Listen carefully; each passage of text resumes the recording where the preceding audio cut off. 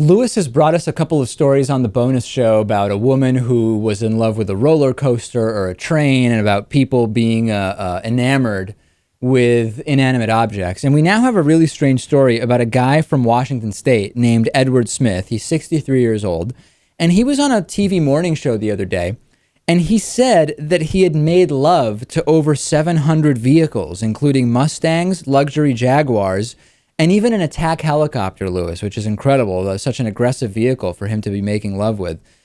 Smith made the admission on a British family TV show called This Morning, and he told the host that he was a mechaphile, someone who is sexually attracted to machines and prefers making love to motors more than women. He says he first did this when he was 14 with a Volkswagen Beetle, starting with a small vehicle, when he was tempted to give the vehicle what he described as a gentle caress. Let's hear from Edward Smith. The neighbours next door had a VW Beetle. So when you were about 14, not to put too fine a point on it, that was your first experience of love with a car?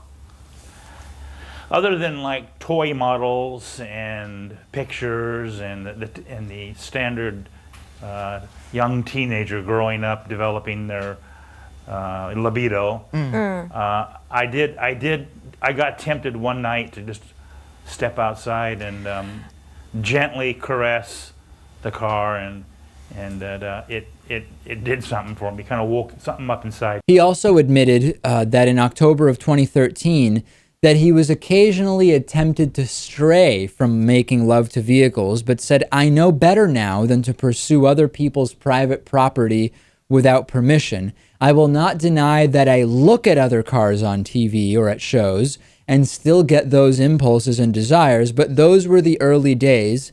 Now I want to settle down." It seems, Lewis, like sex with cars really drives this man wild. Yes, very, very clever. That's a good one. Could you say that an attractive convertible really gears him up? I feel like we're in an Austin Powers movie now. This is definitely a form of autoerotic stimulation, wouldn't you say? Very good, Dave. This is an incredible story. Seriously, though, what do you make of this? I mean, we had that interesting I story. almost envy this guy, to be honest with you. Really? Because you could have whoever you find to be most desirable if simply you can afford the car, I guess. Yeah, you can just park something in your garage, but I don't know. You park a 454 big block engine, put it right in the middle of your garage and you're all set. Hey, but Lewis, what about that thing? Greg wrote to us, and after the three breast parody story that we talked about on the bonus show, and said, listen, can't we just say whatever people's preferences are, whatever their quirks are, we don't evaluate whether they're mentally ill or just quirky or unusual or normal or whatever. We just say people can do whatever they want. I mean, does this story fall into that? Is it okay to say, listen, you've decided to make love to vehicles, something that didn't even exist more than 100 and something years ago. You lay down next to the vehicle, you get on top of the vehicle.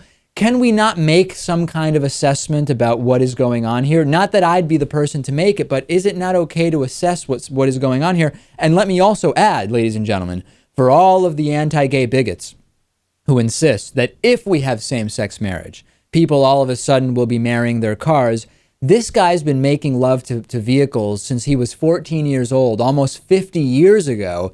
He didn't need same-sex marriage to start taking cars for a ride, so to speak. Hey, look, I'm sure mechaphiles have always existed, and maybe 200 years ago, they were getting busy with horse-drawn carriages. But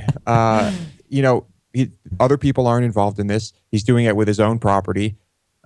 I'm totally fine with this. I don't see a problem. Let them have fun, and I'm sure people are gonna point and stare and laugh. So maybe he shouldn't have said anything on national television. But you know what? It's fine.